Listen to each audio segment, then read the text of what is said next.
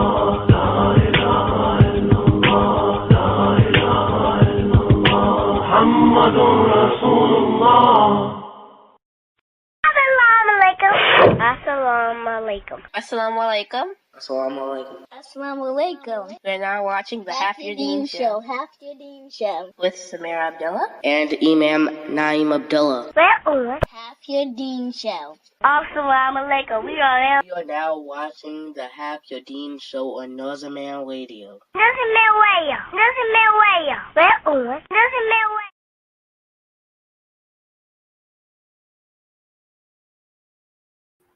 أعوذ بالله من الشيطان الرجيم أعوذ بالله من الشيطان الرجيم أعوذ بالله من الشيطان الرجيم بسم الله الرحمن الرحيم صلى الله على سيدنا محمد وآله وصحبه وسلام تسليما الحمد لله وكفى والسلام على عباده الذين اصطفى أما بعد. In the name of Allah, the most gracious, the most merciful, seek refuge in Allah from the rejected shaitan. May Allah bless our master, Sayyidina Muhammad, sallallahu alaihi wasallam, his family, companions, and give them peace. All praise is due to Allah, for he is sufficient for us. Peace be upon his slaves, whom he has chosen. As to what follows. Assalamu alaikum wa rahmatullahi wa barakatuh. You're now listening to the Half Your Deen Show with myself, Samira Abdullah, and my co-host here, aka Imam Genius of the Black Imams Roundtable, Imam Naeem Abdullah. Walaikum. Wa alaikum salam wa barakatuh. You like that that sound effect? Yeah, I can feel your hot breath over here. Alhamdulillah. Wa alaikum salam wa barakatuh, Sister Jackie, Brother Abdullah, Gigi in the house, GG. and Issa. GG is a G. Yes, she is. I coined that term for her. So no the isnat. I coined that. So you think you better than us because you coined it? Because people, say stuff and they don't even know how it originated. They just be saying stuff just because somebody else say it and don't know the significance behind it. But it's all good. GG is a G. Oh, you need me to translate that. Oh, the G is one of the older terms used for somebody who's, I used to say down south, bout it. There's a rider, someone that's solid. Alhamdulillah. So GG is a G. Alhamdulillah. Hey, salam wa alaikum salam wa rahmatullahi wa barakatuh. Isa. City Nasir. Alhamdulillah. How y'all doing? Like City, he from the West. He's a triple OG.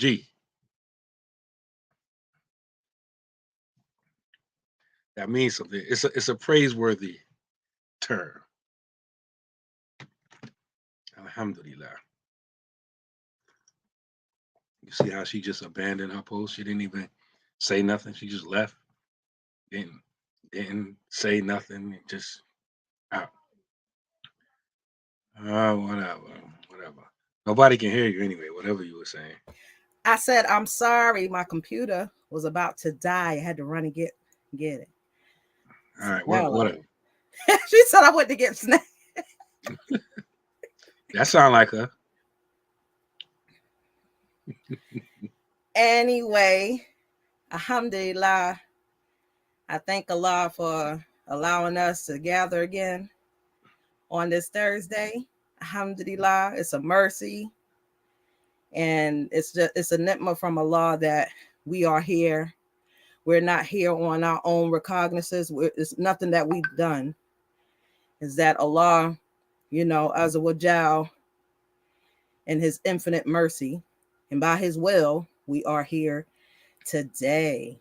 Wa alaikum salam to barakatuh, brother CD, and my sister Miriam from BK. You said we're not here on our own recognizance. What recognizance mean? What that mean? We're not here because we did something to have us here. We didn't have any kind of input. We didn't do any kind of special nothing to be here. Oh, just saying that, like, just remind me of, like, you get your first criminal offense and you go before the judge. or we release you on your own recognizance. How do you say that word? Subhanallah. Mashallah. May Allah have mercy on our brothers and sisters behind bars, that's trying to hold on to their deen. And may Allah allow them, if they are to be released, that they come in contact with those that will mean them some good and not misdirect them. You know what I mean? So, man, they matter. I don't know, because I'm not in New York City anymore, or New York State anymore. Mm-hmm. I'm in Pennsylvania. But just judging from the way they do things in Pennsylvania,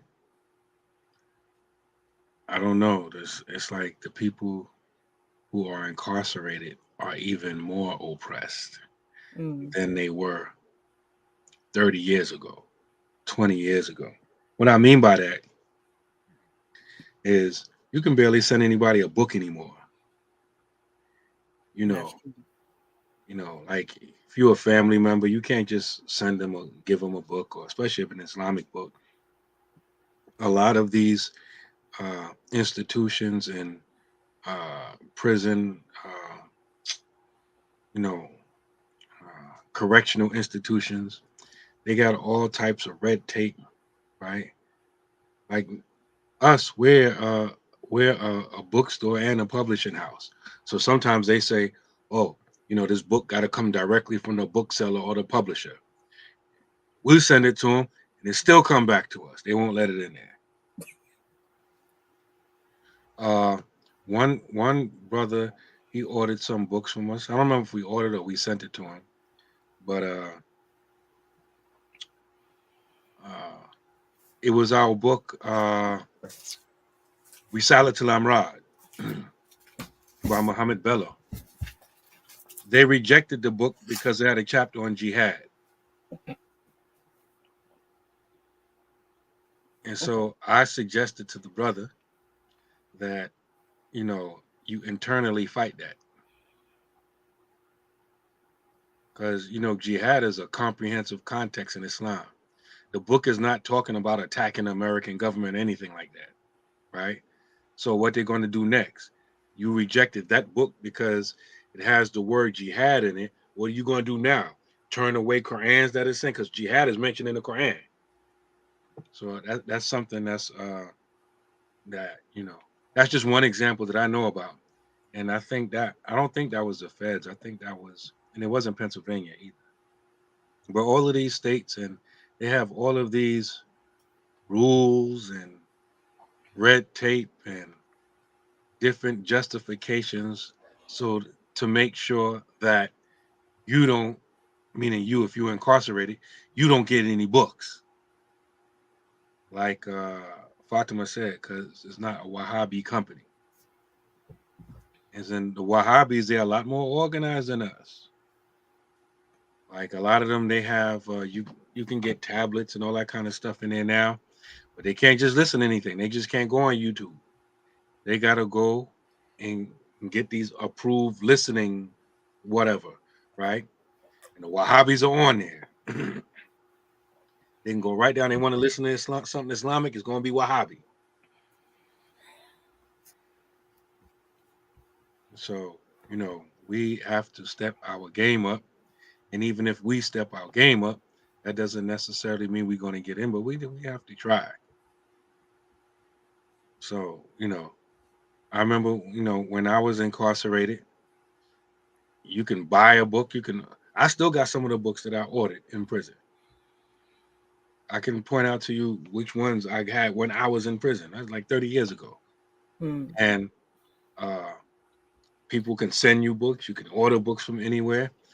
The only restriction that they gave you was there was a certain amount of books that you can have with you in your cell or your cube.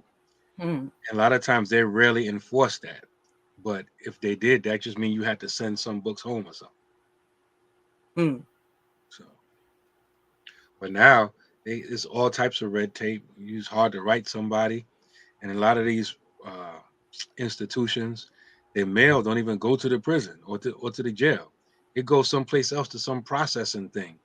And they get a photocopy of what you sent them. So I know, like when I was incarcerated, if a person had a wife or a girlfriend, she put perfume on it, you get the mail, you smell it. No more. Some funky old CEO that's going reading your mail now. You can't even do it. Subhanallah.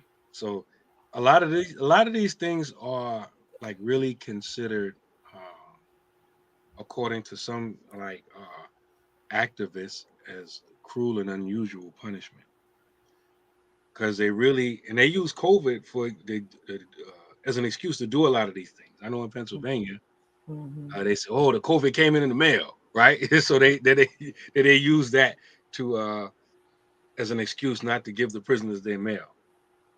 But like I remember, I volunteered a couple of times in the county jail here, and when I went in there, I was like, "Subhanallah, this is crazy. This is almost regular population is almost like being in a box or in a hole, SAQ, right?"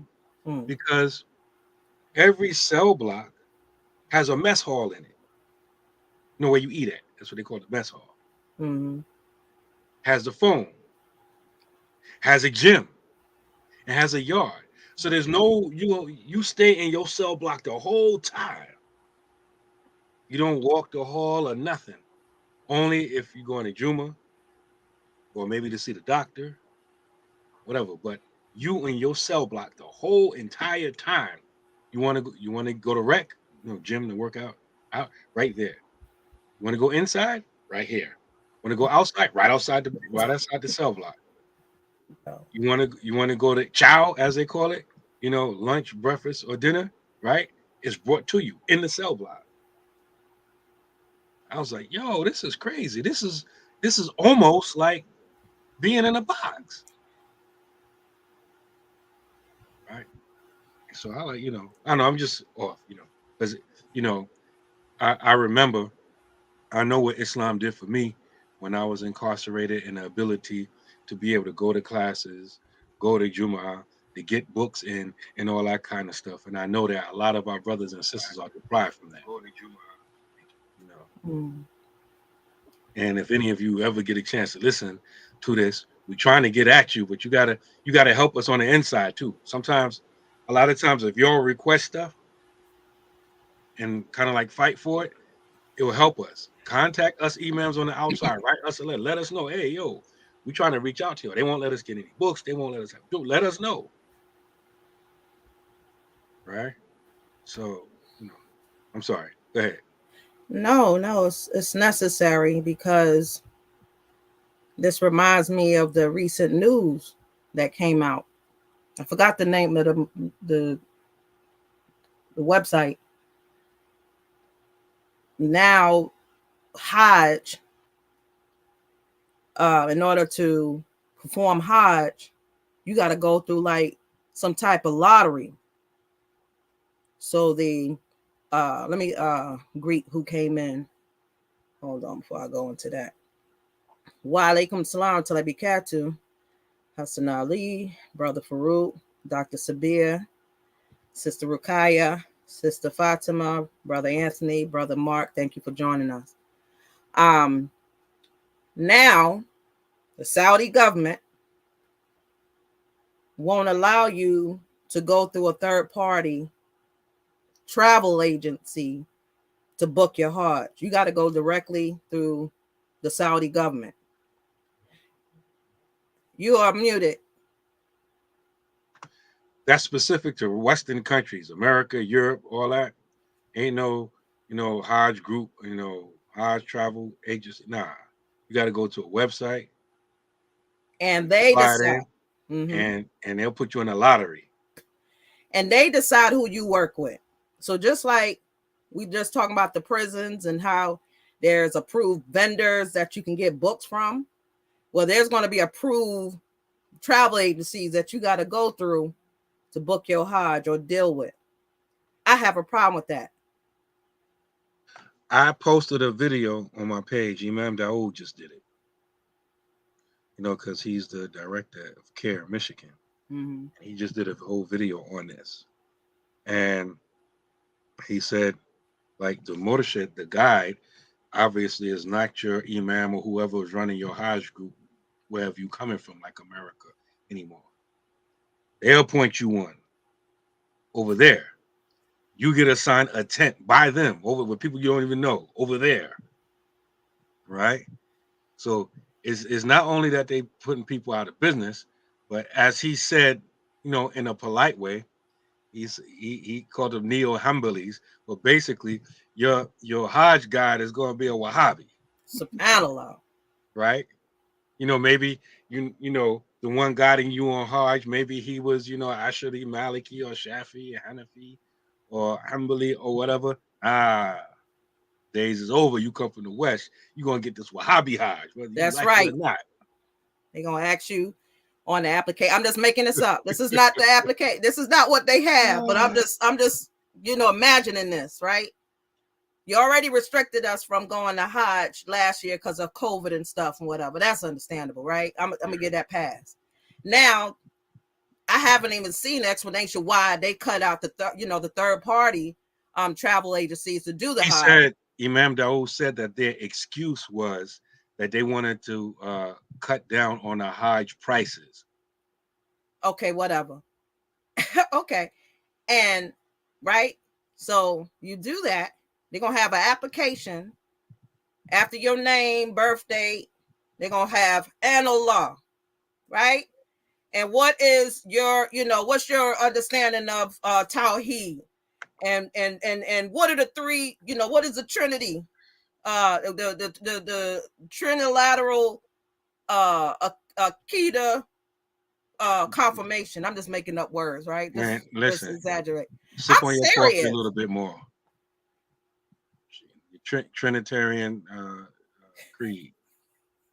It's a catalog. You understand? Like, okay, people, this is big. You understand? Like, there's certain rights that they already restrict you from performing, like praying at the prophet's praying at his grave and such, right? Not to the Prophet sallallahu alaihi wasallam, but just praying at his grave just to get some barakah, right? They already stopping you from doing that. So now, since they're restricting how you get there, they really going to, like crunch down on that. You understand? Your guide is gonna be like, just gonna walk past. Y'all not even gonna see certain things. You might have went Hajj last year or whatever, and y'all used to do certain things. I've never been on Hajj. And they may bypass a whole lot of stuff, reorganize. Like I've heard that they moved Safa and Marwa. Like they actually moved that portion of the Hajj. How do you move something that was established in a certain area? How do you move that? And then like, what's the, for instance, in New York, Yankee Stadium. Wasn't Yankee Stadium at one place, another, and then they moved it somewhere else, right? You just take a whole... Yeah, where is Yankee Stadium now? Is Yankee Stadium still in the Bronx, or did they move it completely away someplace else? I don't know, but they did something crazy. That tells you how long I've been up there. Right, subhanAllah. And then on top of this, y'all forget that these are the same people that determine when Ramadan come in, and then retract that they made a mistake. These are the same people that we entrust, some of us entrust, not me or the imam, entrust our deen to, right? Like, this is like, it's bigger than what we actually see. And then after a while, subhanAllah, it's going to be a jihad to go to Hajj. I think I've always, not always, but for a very long time, thought that it was a jihad to make Hajj. And I think that, I don't know, I'm for real, I have not been as anxious as a lot of people are to go on Hajj, because I know what they do with them calendars. And, you know, Hajj is Arafat, as the Messenger of Allah sallallahu alaihi wasallam said. And every time I check in to see what type of shenanigans they're doing with the calendar, they don't only play with the calendar for Ramadan, they play with it on Hajj. And so they've done, on more than many occasions, come back after the fact and said, oh, we know Dhul Hijjah, the month of Dhul Hijjah, the month in which Hajj falls in, that, the moon wasn't really sighted. It was so we did. Arafat was a day early. You know, they've done this before. And so, like, in my mind, I'm like, wait a minute. I'm paying $10,000-$15,000 to make Hajj. And y'all playing shenanigans with the date, right? You know, I'm not so cavalier like a lot of people. Well, maybe Allah forgive you. Know, Allah forgive you. How you know what Allah's going to do? Especially when I know they playing games with the calendar. You know, I always feel like it kind of like bothers me when people tell you what Allah going to do. Allah Right. going to forgive you. How do you know? He sent you an email?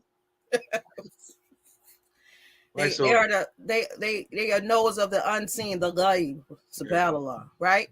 And then on top of that, being a Muslim woman, from my understanding, I've never been to Hajj. That's not something that I really delve into, because it's not made obligatory on the one that haven't gone, right? That's not gone.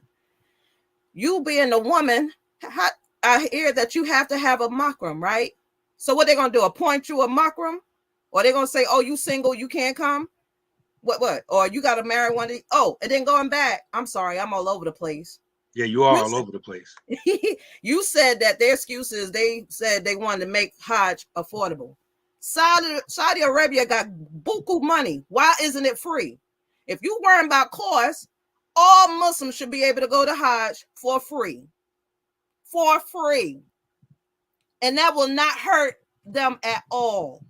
If they allow all the Muslims all over the planet to make Hajj, it will not hurt them. That's how much money they got. So that's some bull crap. Muhammad said that new Yankee Stadium is across the street from the old one.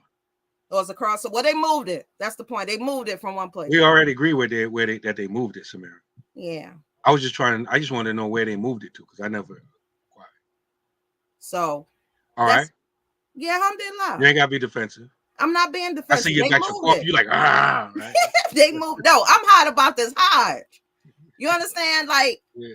And also with the dates changing, how you know your Hajj is a valid Hajj? They telling you this is Hajj, right? Just like they tell you it's Ramadan. Huh? And then after Ramadan, oops, it wasn't Ramadan. Everybody in the kingdom fast another day, and we're giving you some money. You know how many times they did this every year? Almost every year they do this. But us here, we don't pay attention because I'm talking about the ones that follow Saudi, which is almost all the Wahhabis and a lot of other people, right? So, almost every year they put it in their newspapers, even some of their newspapers that are translated into English. They'll say, oops, we thought we saw the moon, but we didn't see the moon. So we're paying X amount of reals to everybody who fasted on the wrong day, and everybody needs to fast another day to make up what they missed. They did this so many times you can't even count it. And then the ones that follow Saudi from here, y'all don't fast an extra day.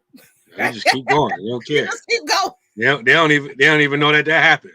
Right. They don't even know that it happened, but you follow Saudi. Get out of here. And then another pet peeve I have is how Black people are treated in Saudi Arabia. How you know how they treat it? The what? How do you know how they treat it? The racism. The stories. I ain't been there. I heard the story. How you know they're racist? What's your dollar? Go in the outer areas, the outlining areas where the Black people are, and tell me how they've treated, and then come back to me. So I have a whole lot of issues with that. And if it was about price, pay for a Hajj. Open up the city so that every Muslim can come and, fulfill their rights. If you care so much, if you care about the price, that's a battle line. Let me see these comments. Khadija said they have billions and trillions to contribute to it. Yep. And they wouldn't listen. They wouldn't even lose anything because, people shop while they there. I don't know if I wouldn't necessarily be shopping. I'll be trying to fulfill my rights, but you're going to get your return. Fatima said, Allah subhanahu wa ta'ala knew they were going to price gouge. This is why it's if you can afford it. Allah also knew they would be the people competing with the building of lofty buildings. Abdullah said it shows that the Wahhabis have gross ignorance of the basics of Sharia. Jackie said, I also wanted to go back. I changed my mind, and sister is right. Wa alaikum salam to Labikatu, sister Tahira. And brother Nada. Oh, she out of jail. I heard her. She was out of. I'm surprised I've never been to jail. What's up with that? I lost track. Tahira being in and out of jail. She always said, I'm out of jail. I'm out of jail. Here's an extra page just in case you put me in jail. I'm out of jail. I didn't know you was in jail. Her and somebody else is like that. They always in and out of jail. It's a battle law. Out of FB jail. I had something to play with for y'all today, but I said I ain't messing with FB. They done cut. It's so funny. Look. You're gonna sabotage my FB because it's gonna be my FB. When I played the video, right, the numbers dropped, right? It dropped significantly. We was like, dang, they pious. They don't watch movies. Like, dang, subhanAllah, what kind of group of people, right? But we realized they dropped the Facebook listeners, watchers, viewers rather, and left the YouTube, viewers. They couldn't touch YouTube. So we was sitting like, what the mess? And I was like, I had another video to play for y'all, but I'll just narrate it when we get to that. That's why I keep an extra page. I'm a repeat offender. Chichi's. Oh, they keep restricting you. SubhanAllah. SubhanAllah. She said, don't you dare. I was the first one booted out. I'm sorry. You know what I feel like? What was that? I can't remember that movie. I don't remember what it was. I think it was old. But they was tapping his phone and he went to pay his bill. Oh, yeah. No, it was The Wire. Yep. It was that dude at the dock. I think that was the second season, right? He went to try to, I think, pay his bill because he was behind, and they ain't shut his phone off like they supposed to, right? And that's because they was tapping his phone, right? They want to make sure they hear everything. Sometimes that's why I think my stuff don't get flagged. I think they you're gonna slip up. We watching you. Oh, subhanAllah. So our topic for today, examining our relationships. And so this was inspired by a video I saw yesterday. So let me just give you the scenario. Although it was while the conversation that was, was happening, but it was a woman. She was in her kitchen. Her old man was sitting on the other end of the table, kitchen table. She was sitting on one end of the table, and she was filming their conversation. Her camera was showing her son in and out the refrigerator, right? Drinking whatever, right? Right. On the Kool-Aid. Right. And so the woman was telling the man, you can get out, right? And while she's saying this, he's saying, I pay the bills around here. He don't do nothing. He ain't even got a job. What kind of son are you raising? And she was like, that's my son, my only son, but you can get out, right? And I'm like, the boy, he was asking the boy to take out the trash. And I want y'all to guess how old this son was, right? While I'm talking. He said, I told the boy to take out the trash. He don't even know how to take out the trash. Do you know what the response of the son was while they was talking? The son said, no, older. The son said, I don't make that much trash around here, so I shouldn't take out nothing. If my mama said, I'm hardly here. I'm hardly here. I don't need to take nothing out. I hardly make any trash up in this piece. And he was indignant when he said it. Nah, them is close. And the mom was backing him up. That's right. He just come here and he sleep or whatever. He ain't got to do nothing. He ain't got to do nothing. And this man sitting here like, what kind of mother are you? You allow him to be like this? What kind of mother? What kind of woman are you, right? I pay the bills around here, blah, blah, blah, blah. I'll make sure, blah, blah, blah, blah. And she's still like maintaining. She was flat mouthing. You can get out. Like, you can get out, I don't care what you pay. I don't care. He ain't got to pay nothing. Right. Right. And he trying to educate, like, try to intellectually show how to, like, look what's wrong with this picture. He don't realize it's past that point, right? You being disrespected on a high level. You can't save that. It's over with. It's amazing how you just realizing that at the time of this video, right? That you're making this video. Issa said he's sorry. What's your thoughts, Issa? I said that man need to get his stuff and go. Like, you need to leave the premises. Yeah. Yep, baby boy mentality. And the boy, he left, right? In his hands was some keys. So I'm like, I wonder who keys those are for. Somebody ain't got no job. That either the mama car or his mama bought it for him. And he's allowed to go in and out of the house whenever he wants because he's her only child and he doesn't have any responsibility. Wa alaikum salam to sunshine. Alhamdulillah. We got to examine our relationship. Wa alaikum salam to Asiya. We have to examine our relationships. This son was like a what's the word I want to say?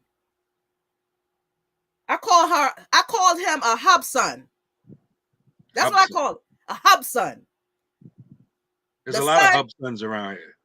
A hub son, right? And the man that's sitting there trying to explain to his woman, talking about what kind of woman, what kind of man are you to allow her to talk to you like that and disrespect you like that? What kind of man are you? You a simp. You a simp for sitting there, and he's like joking, but I'm sitting here like, this is a lot of dysfunctioning going on here. Listen, check this out, right? You know what it just made me think of? Now, Samira, I told you this. I told you this story a whole lot of time. We've been married, so you already know, right? The first job that I had was what? Can anybody guess? Based upon my age, usually back then, what was the first job that a person would get? Don't say nothing, Samira. Nothing. I ain't gonna say nothing. By the way, he's 29 years old. No. I'm really 50, right? But back No. I haven't talking about you. I'm talking about the son that the mother was defending. He was 29 years old, knocking on 30, y'all. Nadam said DJ. I was a DJ, but that came later. Bike messenger, dishwasher. Talib got it. He's on YouTube. Y'all can't see him on Facebook. Paper boy. I was a paper boy. Had me a paper route. Matter of fact, I was a G. I had like a whole bunch of paper routes put together, at a certain time. And this is before, the modern technology. You used to have to go collect the money. You had people in the house hiding when you go to go collect the money, right? But I got that job as a paper boy. And now, because that was one of the jobs that you can get that was legal, but you didn't have to be the legal working age. How old was it you can get a work permit? Because I think I became a paper boy like when I was like 12 or 13 or something. Ooh, I forgot. I was in high school when I was able to get my working papers. Yeah, me too. I think it was 16. Mm-hmm. So this is way before I turned 16. So anyway, this is me, right? 12, 13 years old, right? Got my own money, right? Remember, I had a big paper route. So, and then, like I said, you used to have to go collect your money. And so I had so many customers that I used to hate collecting because, people don't want to pay. You in the hood too, right? But when my pockets got low, I go collecting real hard, right? Oh, this person owed me for like a month, right? Sometimes I'll bring my boys from the block. Who is it? Paper boy. You coming to collect. Yeah, right? So, but anyway, I got my own money, right? So I remember where I was standing at. It's the summertime, right? We go back to school in September. I think it might have been August. I know it was close to the end of the summer, right? I think my mom's had brought me maybe one pair of pants, whatever. And so I was like, when we gonna go school shopping? And my father said, well, whenever you want, right?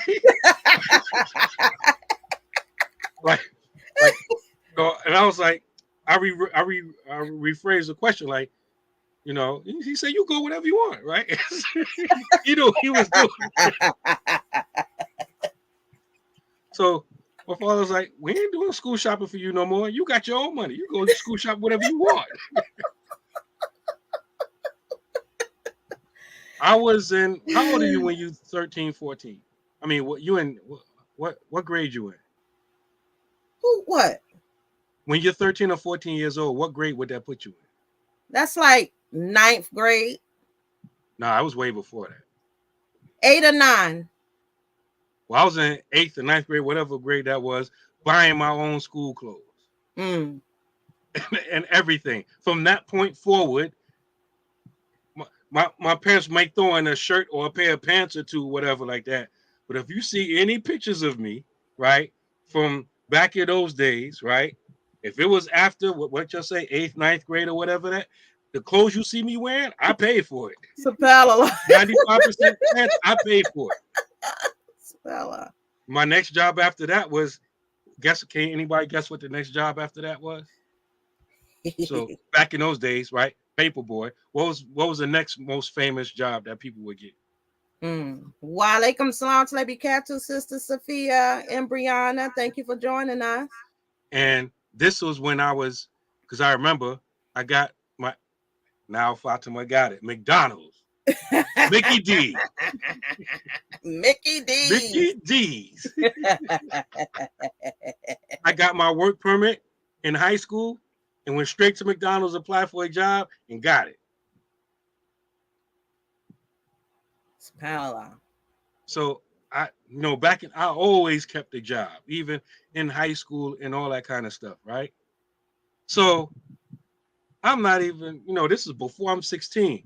So now fast forward 2022, I'm watching this video of this 30-year-old dude living with his mom, not working, arguing with the step pops, and mom talking agrees to the step pop. I don't have no frame of reference for that. I don't understand nothing like that. Can y'all imagine how many of y'all got children that's 30 years old or close to it, late 20s? And I don't want to put nobody's business out there because this might be your situation, right? That is not healthy for him, right? He has become dependent on his mother. It's like he's still sucking on her breast at 30 years old. And you know how it's hard to wean off the breast, right?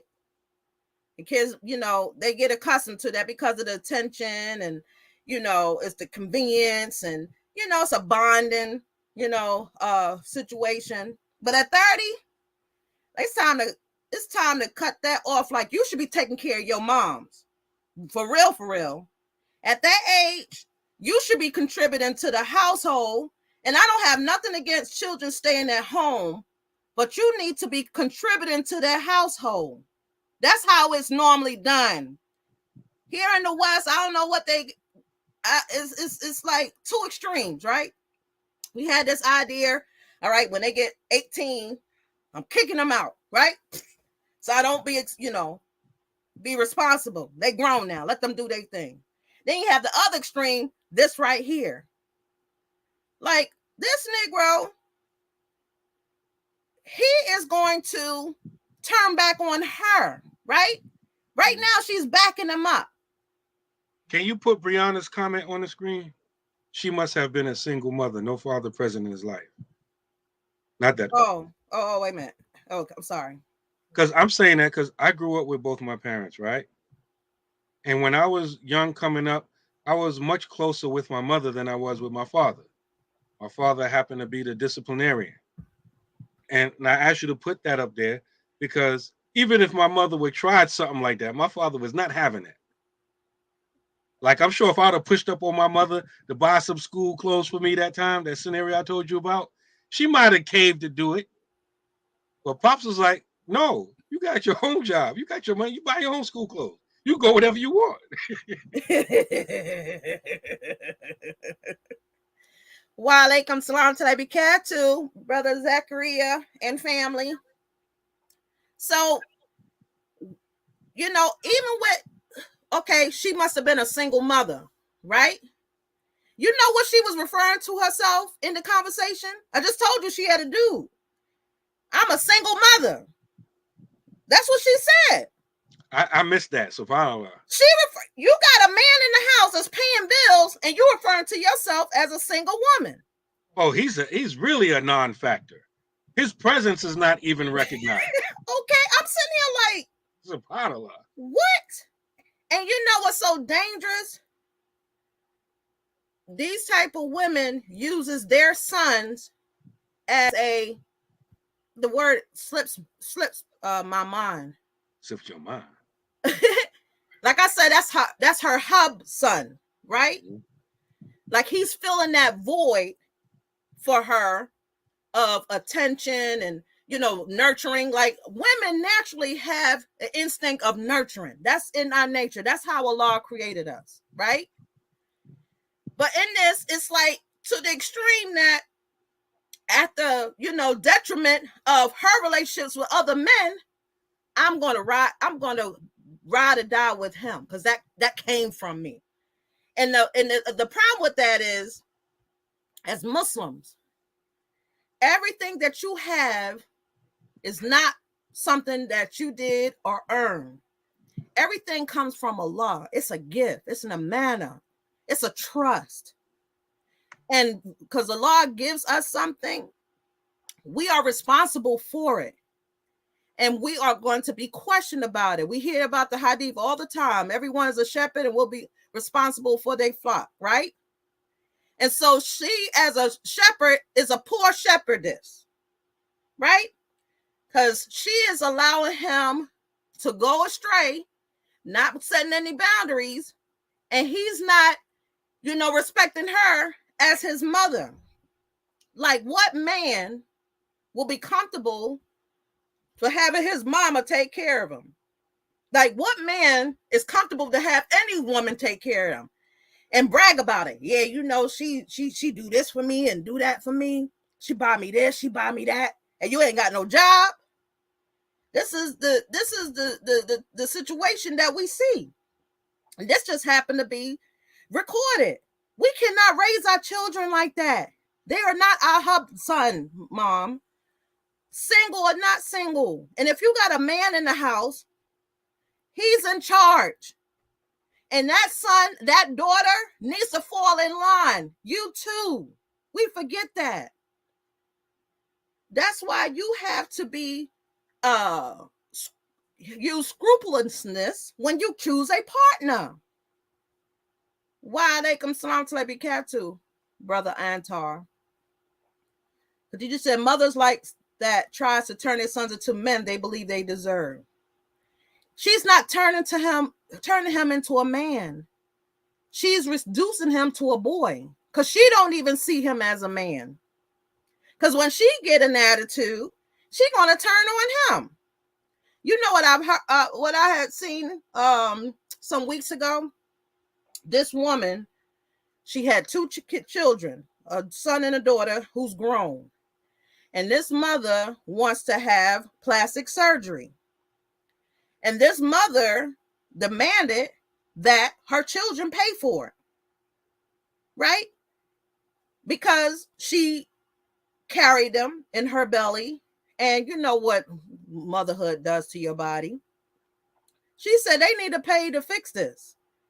Guess who was in line with that and said, I don't have a problem with that? Because she's still trying to be out in the streets. So she got to look a certain way because she's competing with the younger girls, right? Guess who sided with her between the son and the daughter? Wa alaikum salam to Labikatu, Sister Fatima. Thank you for joining us. That man boy will have difficulty in his relationships because he was never given the tools on how to be a man. In full circle, meaning knowing when to separate from his mother to be his wife. Once he is married, his goal and focus is on the family he's trying to build. But alhamdulillah, I've learned this all from both of you, Samira and Naeem. Alhamdulillah. And you know it's going to be also the problem? That mother is going to, if he was trying to, separate from her or try to start his family, she's going to cause issues.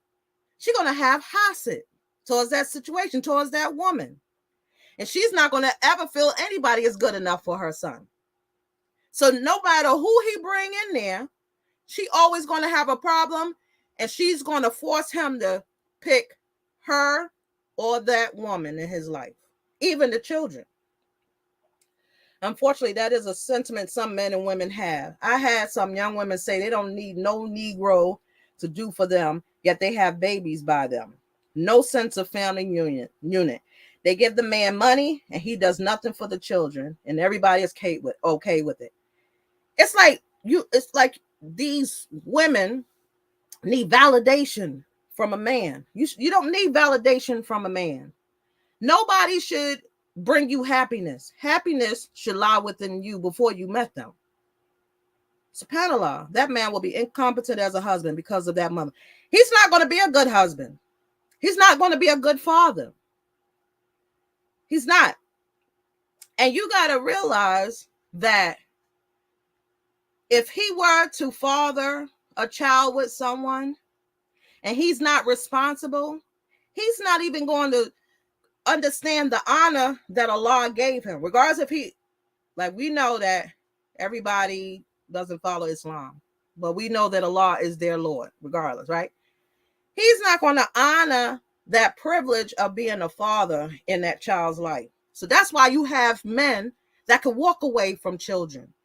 If they're not with the mother, they ain't with the child either. It's like, it is what it is. Read the book When He's Married to Mom by Kenneth Adams. You know what? I need to read that. Because that is a toxic situation here. And we cannot condone that. My son is my son. You're my child. My responsibility to you is to raise you so that when you get older, that you'll have the tools needed, along with his father, of course, the tools that you need to start your own family. And at the same time, incorporate your family, which is your, the home that you come from, into that. That's how it's supposed to be. Right? That's why we always talk about, like, it's not just about you. It's about community. Because we hurt ourselves. I was just thinking, and we have mentioned this before. When we get old, what does that look like for us? Who's going to be there? You have these, people that are like, I don't need nobody. I'd rather be by myself. Nobody should be by themselves. That's not healthy. When you get sick, who's going to take care of you? When when you get, incapacitated, who's going to sit there and handle your affairs?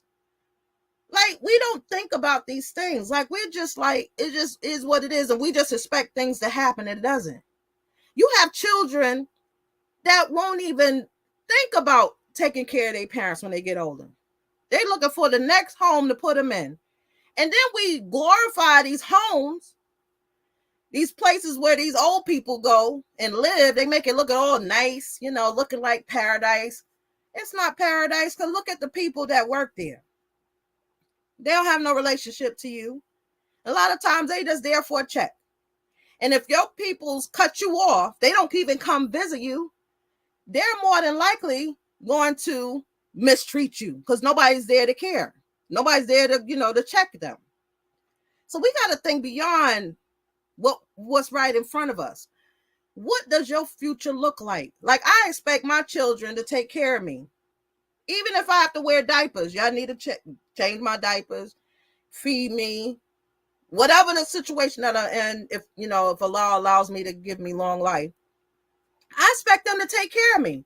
Not just one child. I got plenty of them, so they can divvy up the responsibilities, because it's only right. That's Islam, and that's just how humans supposed to do for one another. That's humanity.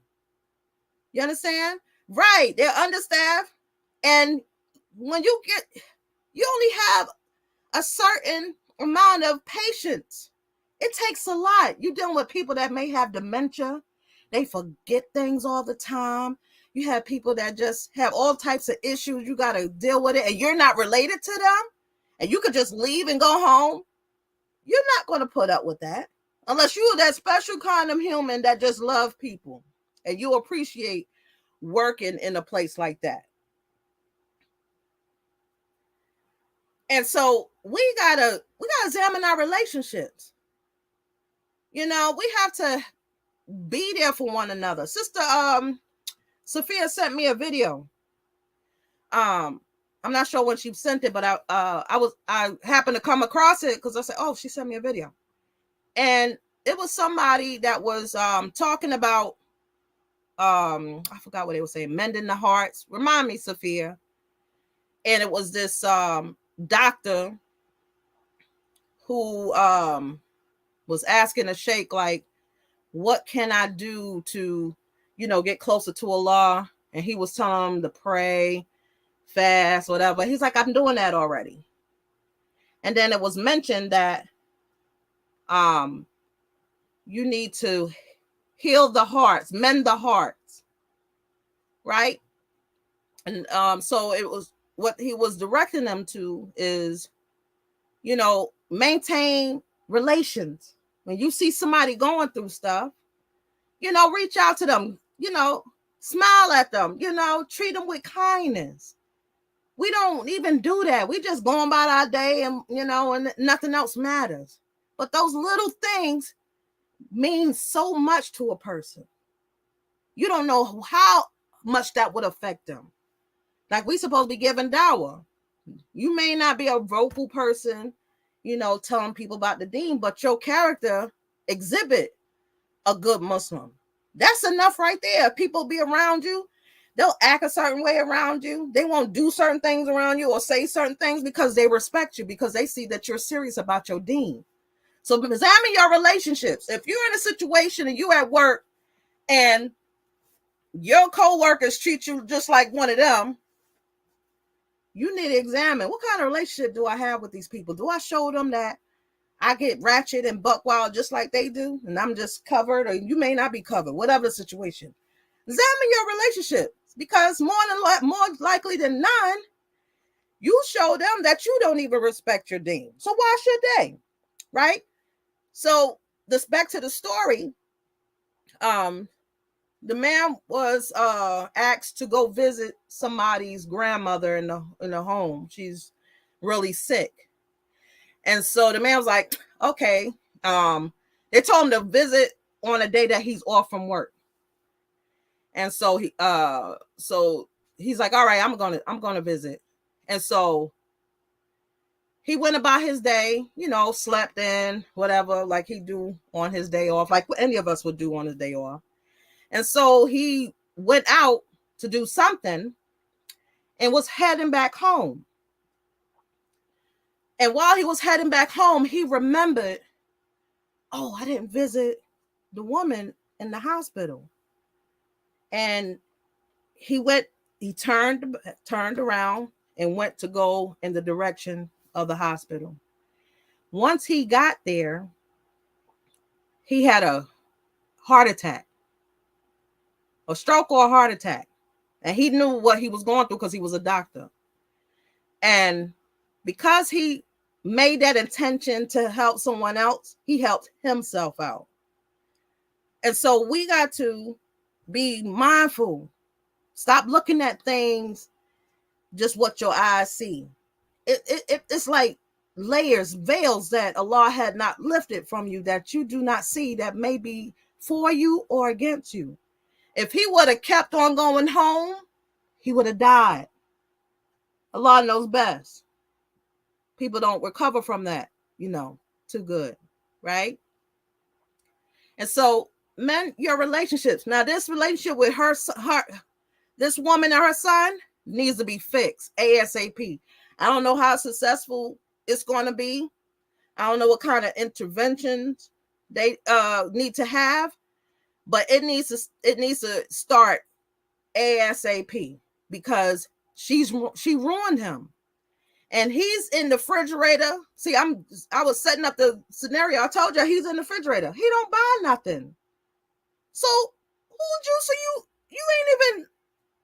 I don't create trash, and I'm just going to eat up the food and drink up everything in here because I don't have to. Because my mom said I don't have to. 29-year-old grown behind man. SubhanAllah. Fatima said, I'm a nurse and that special kind of human, but I'm one person. MashaAllah. May Allah reward you. I salute all nurses. MashaAllah. My daughter is working towards her nursing degree. May Allah give her tawfiq.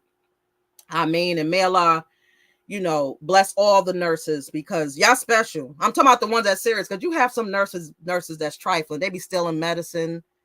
They be stealing the medication from the patients and treating the patients all type of way. You have those ratchet nurses. I ain't talking about y'all. I didn't talk about y'all. But those that really care about people, you have to care about people. And may Allah reward you, because all the math that you got to know to figure out the CCs of medication. I heard somebody talk and I'm like, y'all good. MashaAllah. May Allah bless you. I mean. Men and women who want to be nurses, doctors, or what have you. We need y'all. And may Allah, bless y'all with the utmost reward for caring for people. I gotta go. I gotta make salat, inshallah. Be back. The Hubson, 30 years old with his name on the Kool-Aid, his name on the water jug, ain't paying no bills. And an demasculated pseudo man at the table paying all the bills can't do nothing about it. SubhanAllah, I was just really reflecting about myself growing up. And, really, when I reflect on all of my friends that I grew up on the block with, right? Just to give y'all some context. As most of you know, I'm from New York City. and Queens to be exact. And every city has migration patterns, right? So, like when you think of black people in New York City, at least back in the day, you thought Harlem, right?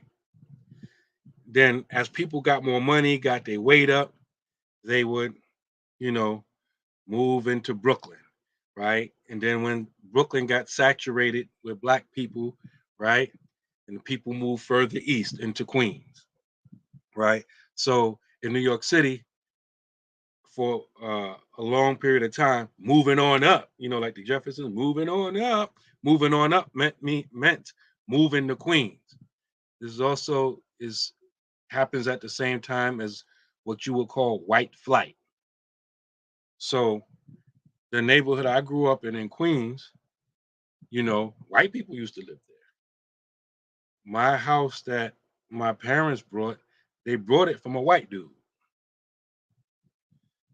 I remember when I was very young, I was riding my bike and my father was either outside working on the car or doing something in the yard, and a white dude rode his bike through the block. Remember, this the hood now. This the black neighborhood.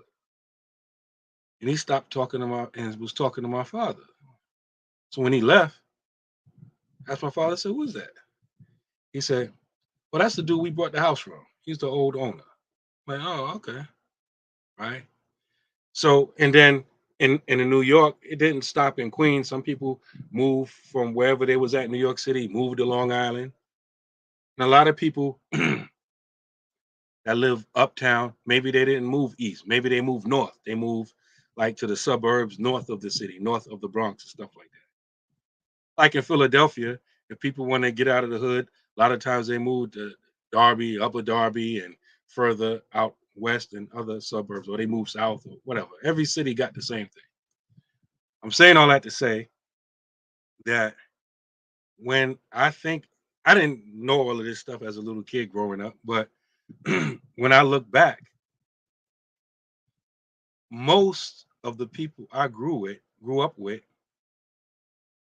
not all, but most had fathers in the home. Most of the people I grew up with have fathers in the home. I can think of maybe a few people who didn't have fathers in the home. But then I start thinking, reflecting, I can remember a lot of fathers getting out of the home. I can name the people I grew up with. I remember what their fathers looked like. But by the time we became teenagers and stuff like that, I remember their fathers wasn't there. Parents got divorced and whatever. I could remember that. And so I'm saying that the father used to represent boundaries. The one that's going to put the discipline down. The one that's not going to let you disrespect his house. I can remember, and again, we talking about this where we at now, as was shown in that video, how mom talking about, he ain't gotta pay nothing, he ain't gotta do nothing. And this dude, it's not just like this dude staying there, he just living there, living off the moms too. He's paying all the bills. And she telling him, listen, you can't, you ain't got no say-so around here. My son, my only son. And he ain't gotta do nothing, and he ain't going nowhere. Once again, I could not even imagine something like that happening when I was growing up. In fact, I can remember I was in my last year of high school. I'm smelling myself now. I'm in the streets, I'm doing stuff, right? And when I was a little bit younger, when the report cards would come and the grades weren't right, we used to try to change the report cards. I don't even know if they still have report cards now. If they do, I know it ain't no paper report card. We used to try to alter it, right? White out, just all kind of stupid stuff like our parents didn't know what we was doing, right? So I can remember when I had bad grades, I used to change the report cards. You know, at that time, I'm thinking, oh, I'm so slick. My parents ain't gonna know that I changed it. They knew. I remember, matter of fact, I remember not too long ago, maybe like a year or two ago, my father would say, I've been used to change the report cards. I used to get a copy of your report cards directly from the school. I wasn't waiting to do all that stuff, right? But anyway, at that time, I'm thinking, I'm slick. I'm running game on it. So when I got a little bit older, I think I failed almost all my classes, even gym. I failed that. I just wasn't in school. I wasn't going. And I got the report card. I ain't trying to change nothing. I put my report card right where he expected to see it when I got report cards. Like basically, like, so what? I failed, and so what? What you gonna do? Right? So bottom line. I remember what I'm about to tell you like it happened yesterday. I'm just trying to show you what like father represented back in the days as compared to what we see now. I remember I was in my room on that day where I put the report card. We used to have answering services, like an answering machine. Like now, y'all probably don't even know what that is if you're too young. But you used to have landlines, like a phone with a wire to it in your house, right? And if somebody left you a message, it went to like a tape recorder that was hooked up to the phone line. If you older, you already know what this is, but you young people may not have no clue what this is. It was a physical box with a cassette tape. Sometimes it was a small tape or a big tape, but it was a tape, right? And so when people call, you didn't pick up the phone, their message will be recorded on a physical tape. And when you came home, you used to have to press rewind and play it back, right? And so this way you used to leave stuff if I wanted my father to see it. So I put my report card on top of the answering machine. He came home. So I guess he saw the report card. And he called me downstairs. I ain't scared. Right? I remember as I walked downstairs, I noticed, you know how the dining room tables typically used to have a salt and pepper shaker, a napkin holder, and you black some hot sauce right on the table, right? In the middle of the table. I remember like it was yesterday. All of that stuff was pushed to the side. And in the middle of the dining room table was a calendar. My pops was a G. In the beginning of the show, we said GG was a G. Pops was a G. So I come downstairs. He said, sit down.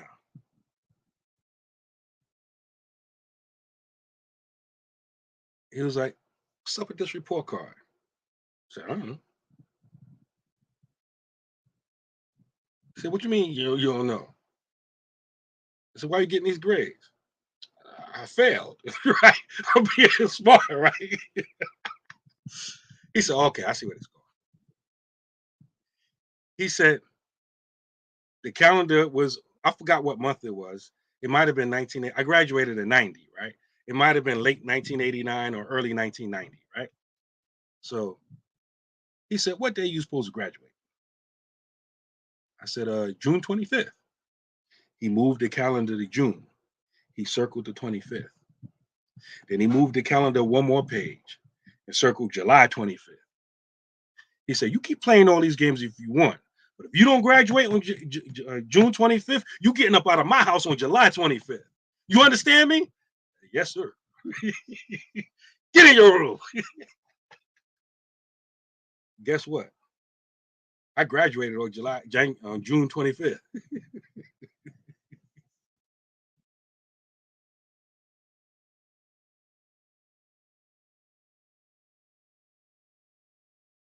Now, maybe if it was only my mother there, as strong and tough as she may have tried to be, maybe it wouldn't have went down like that.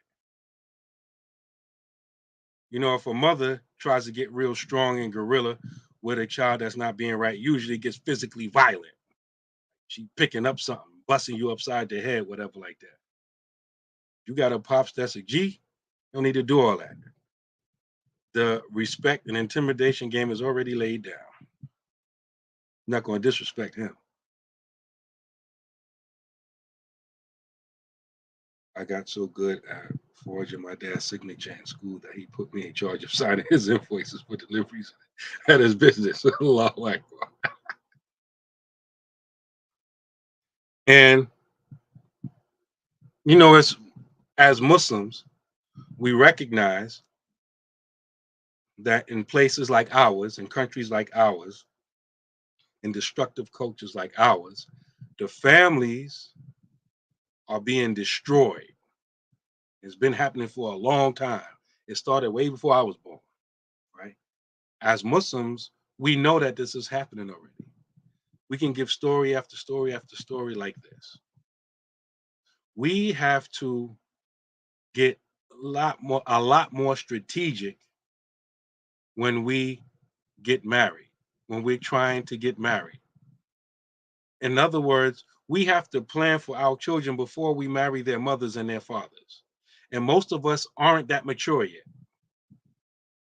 Most of us, our children is an afterthought. Sometimes even after they're born, they're an afterthought. What I'm saying is, just imagine that woman in that video that my wife, that inspired my wife to do our topic tonight. That woman could easily go to her nearest masjid, take shahada, put on the kimar, and somebody's going to be marrying that sister. Because a lot of times we talk, we think, oh yeah, that's kufar and all that stuff. No, there's a lot of Muslim sisters like that right now. And then it'd be a Muslim sister with his kufior sitting at the table with the grow behind son, talking about I ain't gonna go nowhere, right? I pay all the bills. I paid the $5,000 dowry. Where you been, I mean that when you need them. I paid the dowry. Look what I got to deal with, right?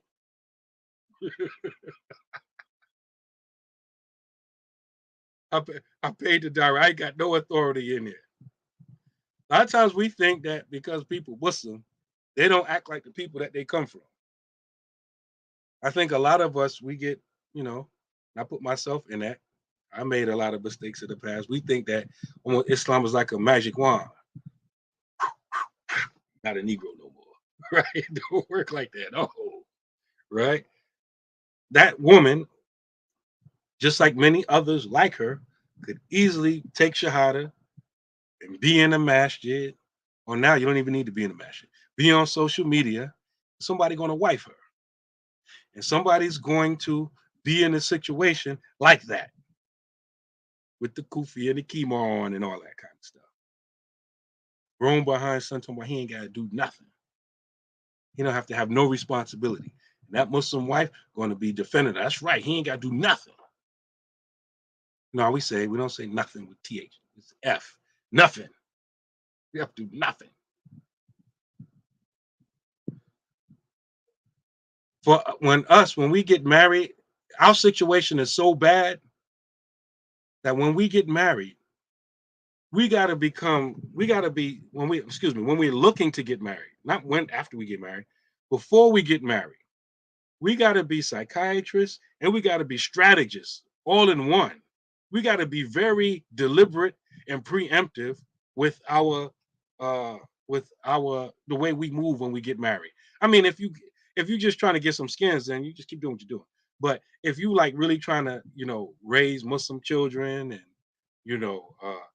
leave a legacy and have Islam remain in your family, there's a whole lot of things you got to keep in mind and you got to think about, and it's going to alter who you choose to get married to. And all that stuff need to be thought out in your head, planning and all that kind of stuff. And when you really think this thing out for a long time and look at what's in front of you, there's going to be a whole lot of brothers and a whole lot of sisters that you will not marry. It ain't got nothing to do with their looks or how much money they got. It got to do with what's up here and what type of background and families they came from. Welcome back, Habib. Alhamdulillah. What we up to? What we up to? Mm-hmm. We raising funds or something? No, I know what you was talking about. No, I told that story when my pops gave me that ultimatum about when I put the report card, failed almost all my classes. Just, yeah. What's this? Yeah, I think he said, what's this? Right? I was like, report card. Yeah, that really pissed you off when it's obvious what the thing is, right? Yeah. You give the obvious answer. What's this? Report card. You know what that signifies. How dare you? You got the nerve to come to me with that. You actually gonna show me that. You ain't even trying to hide it, right? You remember, was you there when he told me that he used to get my report cards directly from the school?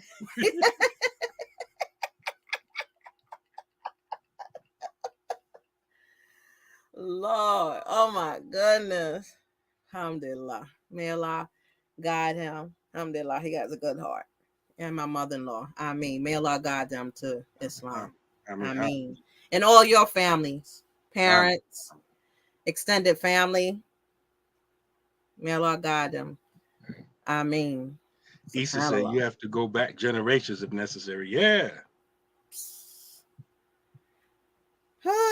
You know what contributes to this dysfunction? What's that? This culture of sweeping things under the rug. That has contributed a lot to these situations. And because of that, when someone wants to break the cycle, they look like the villain. Like, why are you trying to mess up how we look? They're worrying about how you look. I don't care what it looks like. This is what's happening. You understand? And so, personally, and I've mentioned it, I won't mention it explicit, but I was informed by my own mom that someone in her family was impregnated by an uncle. Right? And I was like, so that's why they are treated the way they are. Like, you could tell how people treated this individual, the one that got raped by the uncle. All of our families have something like that in it. You know, you always got this uncle that nobody really mess with like that. You know, they family, they got the same parent, but it's just something off. There's something different about them, right? Yeah. It'd be a whole lot of skeletons that all of your elders know, but you as a child or a person coming up don't know. Right. And so they still at the family reunion, still, around the chair, young kids, stuff, all kinds of crazy stuff because you're trying to keep up an image. And that's what's causing those that are affected to do something drastic because nobody is taking their pain seriously. You know what I mean? Like, we got to examine these relationships. Like, we can't break family ties, but you can enforce certain boundaries with your family without breaking them, right? If that means to send you to jail, oh, be it, right? Right? You still my family. I can't cut you off, right? You still, my uncle's in jail for raping my little cousin or whatever crazy. I'm not cutting. That's the situation. I'm acknowledging him as part of my family. I can't change that. You don't pick your family, right? But we got to break these cycles. And I feel also that what we see now, as far as the situation that we see in society, is a symptom of that. It's a symptom of that.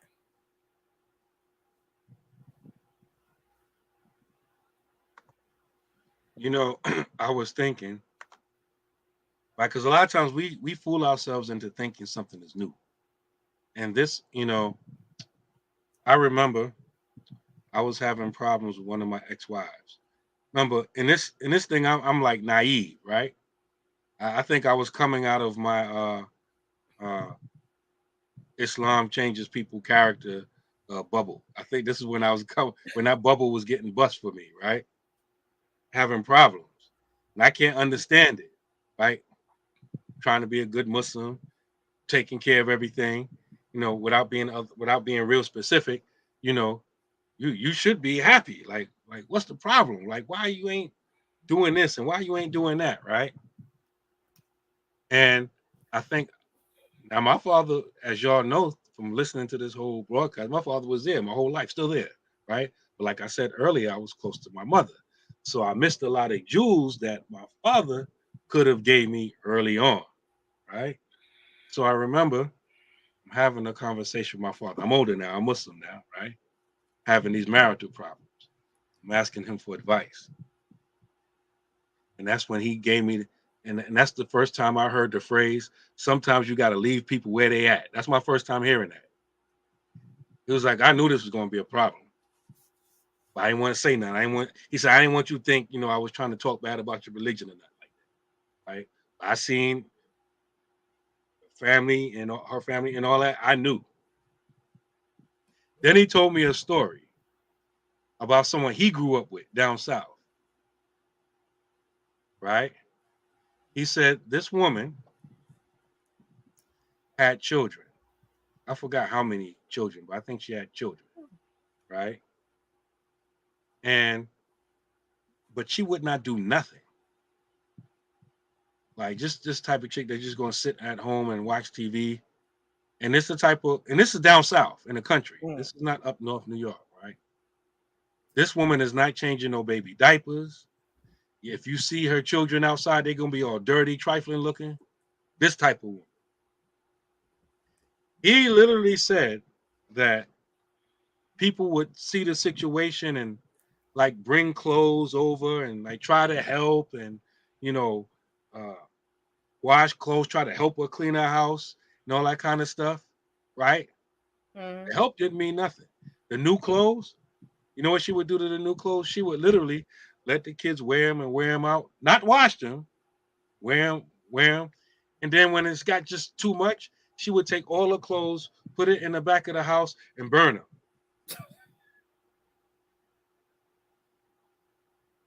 When he told me that, I'm like, for real? And he like, yeah. This was like when he was living down there. He came, I think, to New York. I don't know how old he was, but he was about 20 or something like that when he came to New York. So this is before then. So he told me that, and he told me that story to say, what you experiencing is an updated version of that. There's some people, you can try to help them all you want. You can try to, give them, plug them in where they can get a job, try to help with the children to make it easier for them when they go to work, try to contribute, give clothes. None of that stuff. They just don't want to do nothing with themselves. You cannot change them. Your best bet is not to get mixed up with them. Leave them where they are at. Leave them where they at. And when I was watching that video, if you remember, right, I'm like, why is this dude still talking? He should have been got up and left already. I don't even know how he got a chance to start the video. Because that type of mentality, right, didn't start when she clicked record and started streaming, right? This conversation happened before. He's trying to talk like common sense and and all that kind of stuff. She ain't trying to hear it, and the son ain't trying to hear it, right? You gotta leave them where they at. I'm pretty sure, all black women ain't bad, right? Right. There's somebody else that's going to appreciate you paying them bills. She ain't her. She ain't it. Right? Let that lazy trifling behind son with his name on the Kool-Aid, let him pay the bills. Right? Well, she probably that cocky because she probably got, Section 8 welfare on it. Usually they'll pay it. I just reapply for cash assistance. I don't need you. Right? But some people literally, and this includes, I'm not excluding Muslims. Some Muslims, you got to leave them right where they at. They're not going to change. They don't want nothing better for themselves. And no matter how much Quran, Sunnah, Hadith, story of the Sahaba, quotations from the Awliya, all that don't matter. They're going to be right where they at. And if you stay with them, they're going to drag you down right with them. Yep. SubhanAllah. We got to examine our relationships. You got to figure out, is this beneficial? In the long run, is it going to raise your, status, far as being coming from a lowly state to a state that's honorable, that's achieving, closeness to Allah. I'm talking about Muslims. And so everybody, is on different levels. So that's why I said you gotta use scrupulousness when choosing a spouse. You know what I mean? Some people can handle certain temperaments and personalities, and some people can't, right? Like somebody from the up north, let me just, for instance, a northern woman is not going to be able to handle or deal with a southerner. I'm talking about down deep in the backwoods where y'all ain't got plumbing and stuff, right? She ain't gonna be able to deal with that. He ain't gonna be able to handle her because her mouth, she's straightforward, and it ain't even about her being disrespectful, it's just her temperament, right? And there's certain people, depending on where they at, they act a certain way, right? So you gotta be honest. Why am I with this person? Why I'm trying to be with this person, right? Be honest. Because actions are but by intentions, and you'll have what you intended, right? So if it's for booty, it's gonna be for booty, right? If it's gonna be for the eggplant, gonna be for the eggplant, right? But if it's for the deen, it's for the akara, that's what you're gonna get, right? And you can get booty and eggplant. That comes on with it. You get rewarded as well. Like we separated, like we limit ourselves, right? It's just stuff. Make it count. Make it count. Be with somebody that you're going to elevate. Why are you laughing? That's why I'm laughing. I'm sorry. I'm talking about backwoods. I'm talking like back. Because my grandma ain't had plumbing. She said that, yeah, I just brought it. My grandma didn't have plumbing. But you understand? Because northern women think southern men are slow, right? Country slow. We call it country slow. No disrespect. That just, and then I'm just saying. So know who you're dealing with. Like we had mentioned before, you have to investigate. The family, their background. You be thinking like, dang, I gotta do all this. Yes, you do. Yeah, you have to do it. If you're serious, you have to do it. And these are things that weren't taught to me. When I became Muslim, and my elders, hey, I'm talking. I'm sorry. Now I'm leaving. Bye.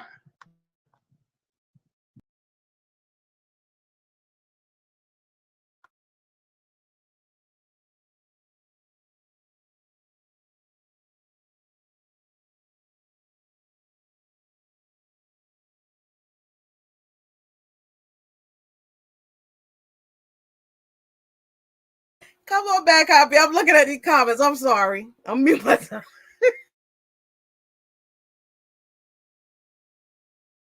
You muted. You mean to me.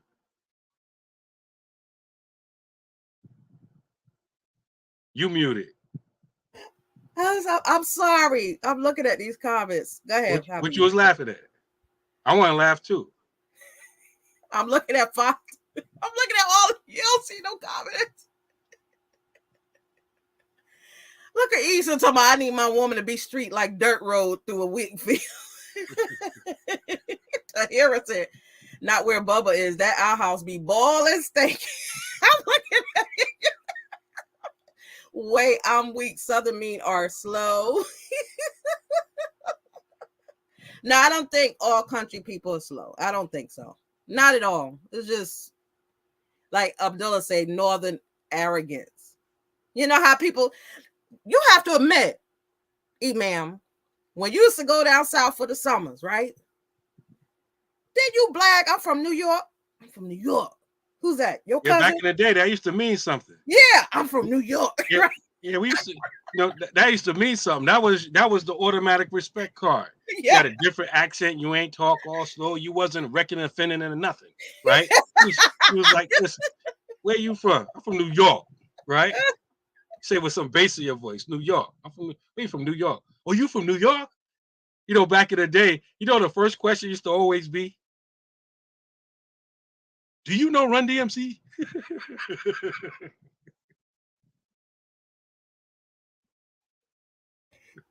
You got me with you said wrecking and fitna. You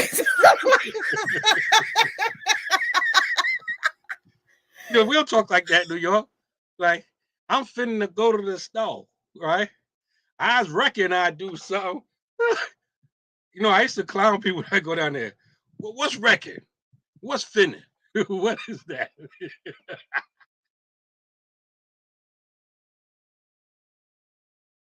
Oh my goodness, you got my stomach hurting. So, it was Fatima said that was a long time ago. You come down here with that New York mess, they laugh at you, tell you to go back there. She ain't lying.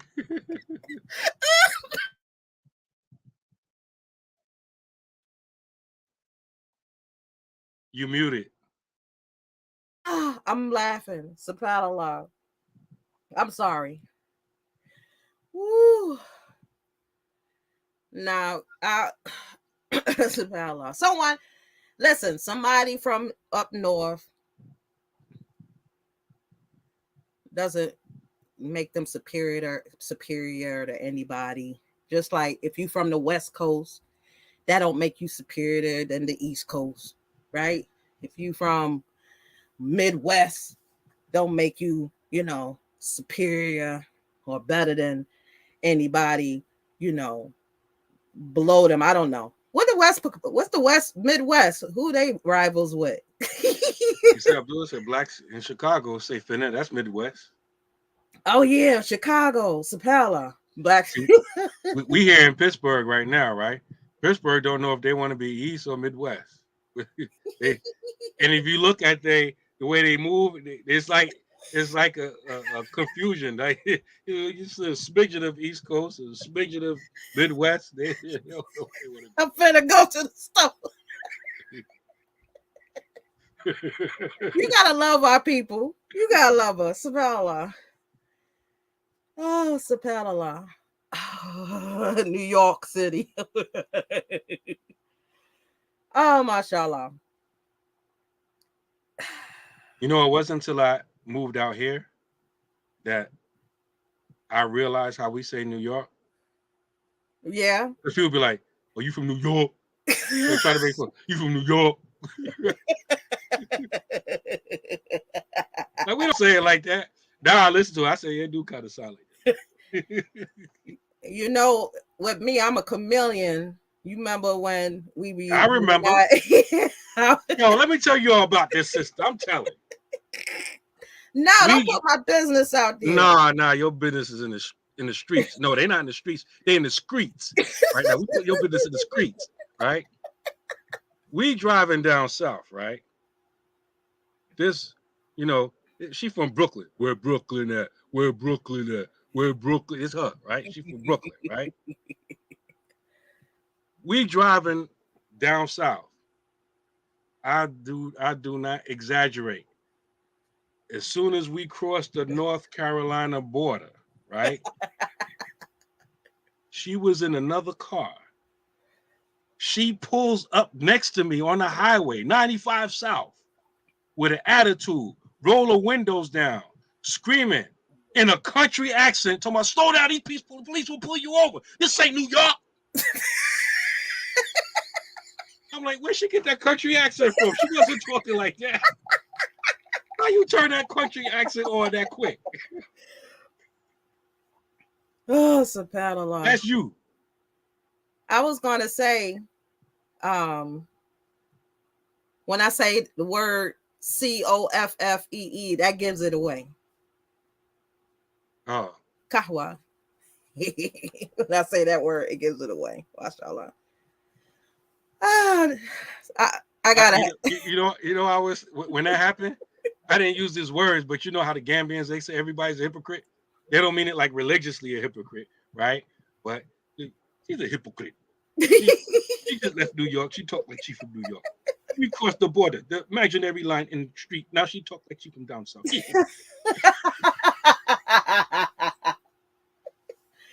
Full Southern accent. I mean, check this chick out. Fatima said, I know what you mean, though. I've only married from New Jersey or New York. I live here, but I can't relate to Southern brothers. Mashallah. Can't relate to y'all Southern brothers. Miriam said it. Coffee. Yep. Coffee. There you go. I can't say it no other way. Coffee. How else are you supposed to say it? It's not coffee. No, coffee. That's how you say it. No, that's a New York. It's a New York accent. Which was it? Coffee? How you supposed to say it? Coffee? No. Coffee? No. Coffee? You just I don't know the way to say it. You can tell. You could tell. But you know, people in New England area, right? Mm-hmm. Like Boston and stuff. You can tell them easy because they mess up their R's. Like they don't say, you know, he got a good heart. They say he got a good heart. He got a good heart. Subhanallah. Oh yeah, they don't. Yeah, they all. You could tell what I remember when I had a customer service job, you know, on the phones, and you know the calls go all over the place. Mm-hmm. And I got so good, I know I don't even have to know where you look at your telephone number. I know where you at. Like Louisiana people, my New Orleans in that area, you got a special accent. California, special accent. Midwest, special Florida, accent. special accent. Florida, yep. Is that even English? Texas, like I can hear it. I'm like, I know where you from. And then if a person is calling, like, and they're calling from California, I can hear their New York accent. I say, you ain't from there. You from New York, isn't it? Yeah. I was like, I could tell. I hear it in your voice because it's a battle lot. Wa alaikum salam to Baby Kato Khadija. Good to see you. But back to what we was talking about, you know, I think I got another video I'm going to share with you. I meant to send it to you before the show. But, what video? The video that I'm going to share with you. What video? That I will not explain or mention on the air. Oh. Okay. Right? Mm-hmm. But when you watch that video, even though it's a completely different subject, it brings us back to the same point that we have to be real deliberate, real calculating.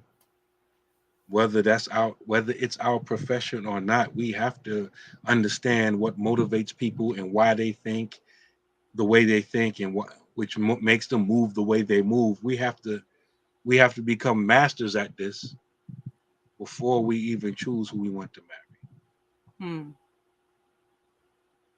As if we care about our deen and our children and all of these things. If these things matter to us, then we have to start thinking like this. Because I know a lot of brothers in a situation right now, like on that video. You know, they got a stepson that got his name on the Kool-Aid. He paying all the bills and ain't getting no respect in the house. Then he got to go listen to Imam Amin talking about you need to pay $5,000 dowry.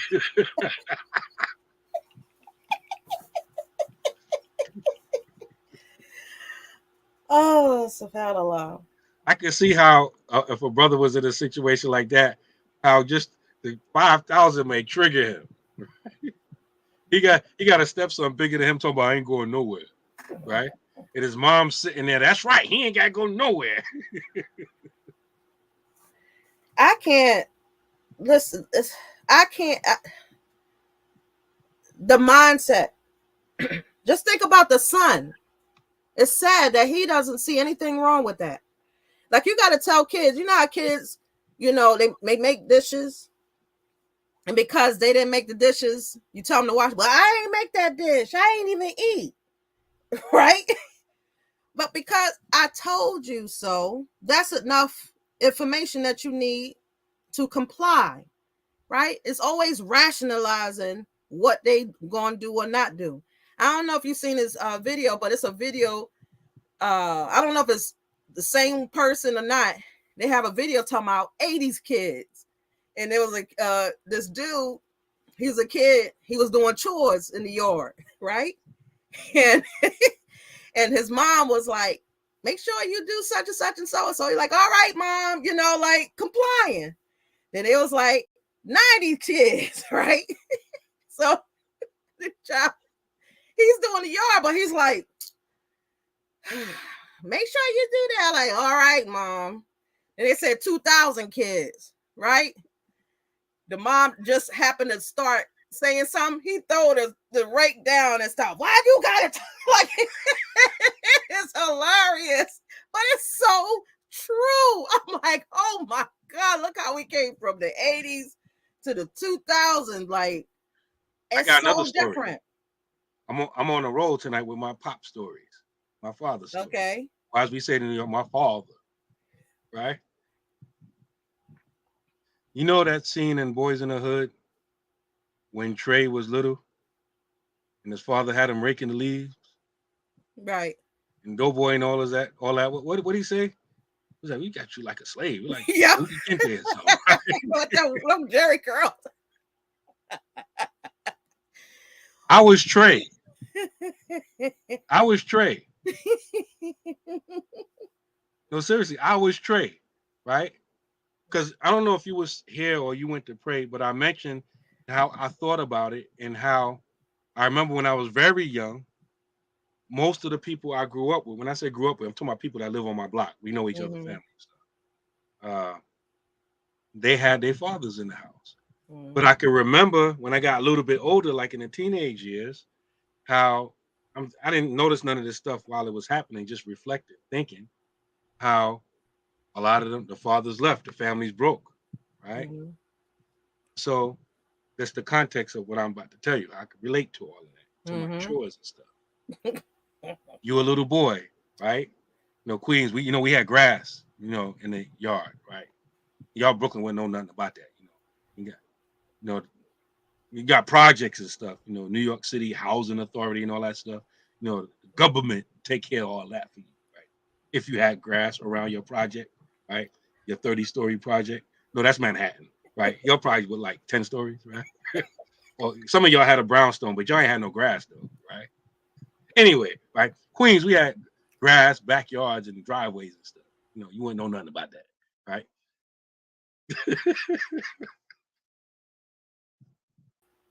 You're gonna take yourself out the screen, right? But anyway, right? So seeing my father cut the grass, like, "Ooh, Daddy, can I cut the grass?" Like, "No, you're too young," right?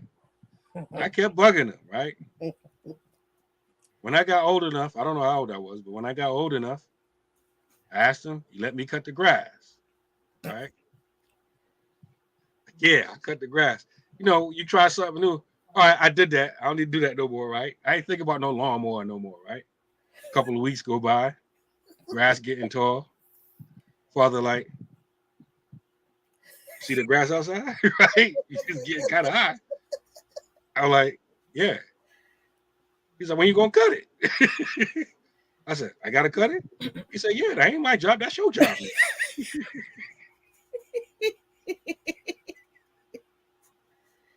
So however old I was at that point, I cut the grass all the way up to the time that I got locked up and went to prison. That was my job. And the dudes on my block did just like what they used to do to Trey in a movie. I'd be cutting the grass and have to rake it up and trim it. You know how the grass grow in the cracks of the sidewalk. I get that too, right? Stuff. I want to be on the block playing and stuff. Kids are like, man, when I seen that movie, I related to that. It was like, man, your pops be working you, man. They gotta do nothing. You be doing all kind of stuff, cutting the grass and all kind of stuff. And you feel bad, like, oh man, why I gotta do all these chores? I ain't getting paid for this. It gotten so bad. You got a dad? Oh man, I ain't got no dad to tell me what to do. Like, make you feel bad. I got a story for that too. I got a story for that too. Now we go to Philadelphia. I'm Muslim. I got children. For a short period of time, a lot of them were in public school, getting into trouble in the public school, right? I gotta go to the school. Every time I walked in that school building, people looked at me like they saw a ghost. Like literally, like I'm not talking about just the kids. I'm talking about the staff. Mm. And like they even had to say it to me a few times. We're not used to dads coming in here like this, being involved with their children's life like that. I think I was still coming out of that bubble. Like, what you mean? Like, well, bros, I know they're in their father's life, right? But that's not what's like happening in the larger world. Like literally, people look at me like, "It's actual dad." And kids would come to my kids. Other kids would come to my church. Were like, "That's your dad? You got a dad?" SubhanAllah. Like literally, you got a dad? Like, SubhanAllah. That reminds me of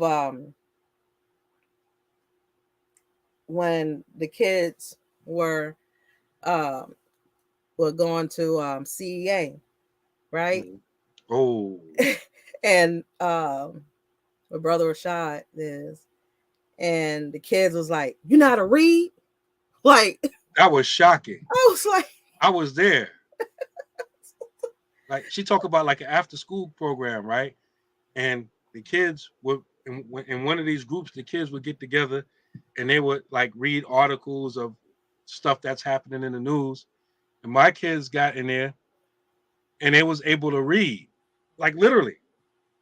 And the other kids in the group was like, this is my own terminology, but the treatment was like, yo, them's the dudes right there. They know how to read. And then when I would come to pick them up, the facilitators was like, your sons are doing real good. Like, they really, help the group and inspire a lot of people because they know how to read. I'm like, you serious? SubhanAllah. Like, wow. Like, it's really that bad out here? Wow. SubhanAllah. I want to wrap up this episode with this story that recently came out. We're talking about examining our relationships. There was a mother, I think down in Florida, if I'm not mistaken. She had some issues with this other woman. I think she said that she was messing with a man or something, right? You gonna go come see her, right? So in the middle of the night, 11 to 12 o'clock. Oh, you got some more backstory? Yeah. Oh, you doing research? No, it was the same thing. You know Around 11 o'clock. Yeah. About 11 to 12 o'clock, her and her 10-year-old daughter went to go see this woman. They went to go visit her. And so they got there, they was arguing back and forth. It got physical. Remember the topic, examining our relationships. Mother and daughter relationships. Our relationships should look a certain way, right? You are her first contact for that will determine the rest of her life, right? You her mother, right? You instill in that child, that daughter, to be a nurturer and such, right? Because that's in the nature of a woman. You can't get away from that. And so when your daughter grows up, it's expected that daughter have that nurturing type of essence, right? So like I said, I think I don't think this was a weekend. I think it was a weekday, school day, school night. It was whatever holiday that was that just passed. It was that night. Okay, so Memorial, right? Memorial night. Yeah. Okay. So they went go see this woman. Now this mother is about 30 something or 40. She was 31. 31. About the one with the daughter, right? Right, the one with the daughter. The mother was 31. and the child is 10, right? Went to go see this woman, start getting physical, and it's alleged that the mom threw her purse to her daughter, right? They fighting. Daughter went in that bag, it was a gun, and she blew that woman's brains out. She squeezed off twice. And you know what she said? She said she shouldn't be hitting my mom. And she shouldn't be hitting my mama. Right? She's 10 years old. She murdered a woman. 41 years old. What grade is 10 years old? That's like what, 5th grade? What's 10? Like fifth grade, right? Like 4th, 5th grade. Yeah. So I'm like, this child, of course, they took the child away from the mother. They didn't charge the mother with murder. They charged her with being a culprit, culpable, or whatever. I don't know these legal terms. And so, so they took the daughter and put her in the care of the state. And so, after a while, they was like, "Wait a minute, that's not enough. She murdered this woman in cold blood." So they're charging her as an adult. And you know that, like Tahira said, this daughter, 10 years old, have a body already. She already had a body. She already have a body. Now she got 2 bodies. Now she got 2 bodies. I'm like, she needs some serious intervention. Like, what kind of mother-daughter relationship did they have? Like, I'm like, what's going on in this household? Like, how do your child feel comfortable helping you in that way, right? You have parents that, some ratchet parents that allow they use their children to steal in a store. You know that, right? They used to do that back in the day. They probably still do it now. Yeah, they still do it. I can name some. And they use their children to commit, crimes, right? Petty crimes. But this is a body. You took someone's soul. You can't get that back. I can't even imagine taking a soul, killing somebody. Like, I know that messes you up mentally because they can't come back. You know what I mean? And so this child has to live with that. At 10 years old, should be playing dolls, right? Playing hopscotch, double dutch, whatever, right? They don't do that no more. No, they don't do that no more. That's what they should be doing. When was the last time you seen a jump rope somewhere? I ain't seen it nowhere, but that's what they should be doing, right? Be a kid. Our kids are not kids anymore. They've been stripped of their innocence, of their childhood, because people want to, impose their ways on us. And it's not fair to our children. I try to keep my kids just like as kids. Do not make that mistake of making your kids grow up faster than they have to. Appreciate those moments of innocence. Like, they shouldn't be privy to certain information. That right there in itself is, is precious. They don't even have that anymore. And so this woman, and you should see the mama she looked older than 31. She looked like she's 51. You could tell she got miles on her. Like, she out there. I can't even imagine the little girl. When you think of a 10-year-old, you think of a little, little petite. I said that girl probably big as her mama, right? Because that's how kids are these days. They're very, very large. But her mindset, you already have a body and you did another one. And then you do it again. Like, you didn't hesitate to take this woman's life. I don't know if this woman was a mother. She was she got relatives, but you took her away from her family. And you thought that was okay and talking about she shouldn't be hitting your mom. Your mom should have had your behind in the house, in the bed, right? Y'all should have been home.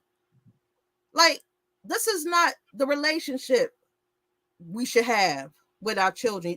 And I could go with the brothers too, with their sons, encourage their sons to be criminals, follow in his footsteps. He may sling drugs. Well, I'm gonna show him. I even saw this video of this baby.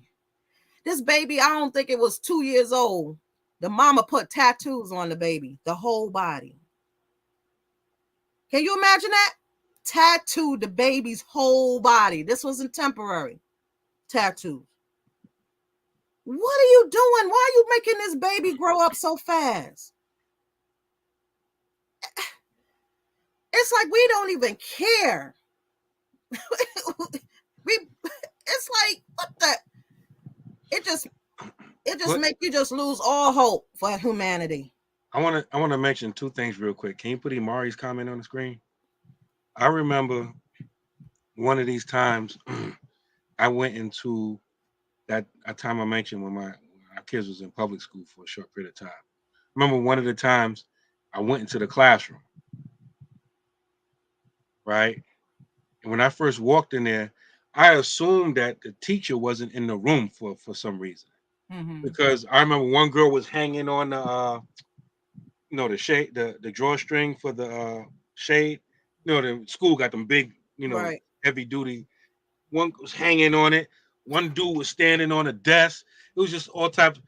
The scene that I walked into, it reminded me when I was in school and we had a substitute teacher, and that substitute teacher left the room, right?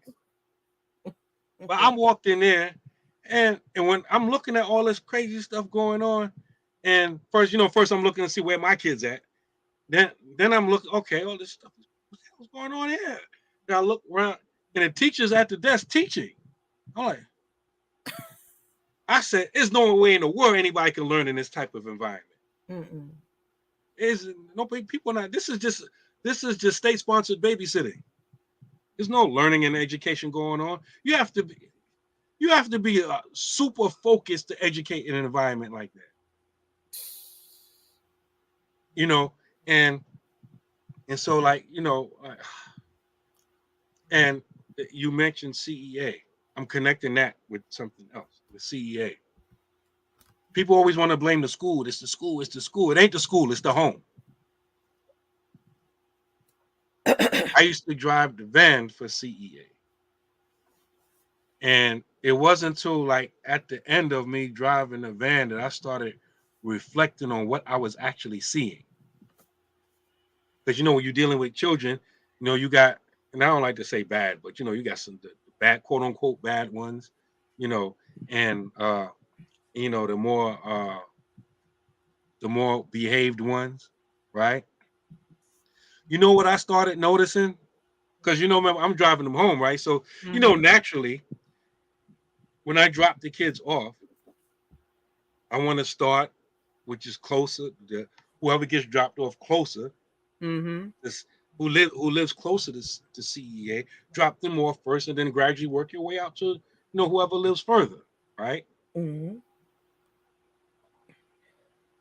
So I remember just one occasion, right? These are young people, right? I don't think I had nobody above 16 in my van.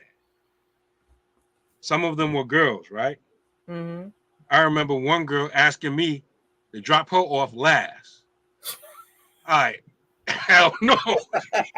You ain't gonna be setting me up. I don't know what you got in your mind, but no, right? It ain't gonna be just me and you on this van. Nah, right? I ain't worried about myself, but in this society, somebody can accuse you of anything. I'm like, nah, Or somebody else. They be like, sure. Yeah. Right? That's one thing, right? Another thing I noticed, the real rambunctious ones, I remember some of them were I would try to drop them off first, because you drop them off, then everybody else cool down. Mm-hmm. Right? I'm not going to be pulling off every 10 seconds. Yo, calm down. I'm not doing all that, right? You got to be kind of strategic with this stuff, right?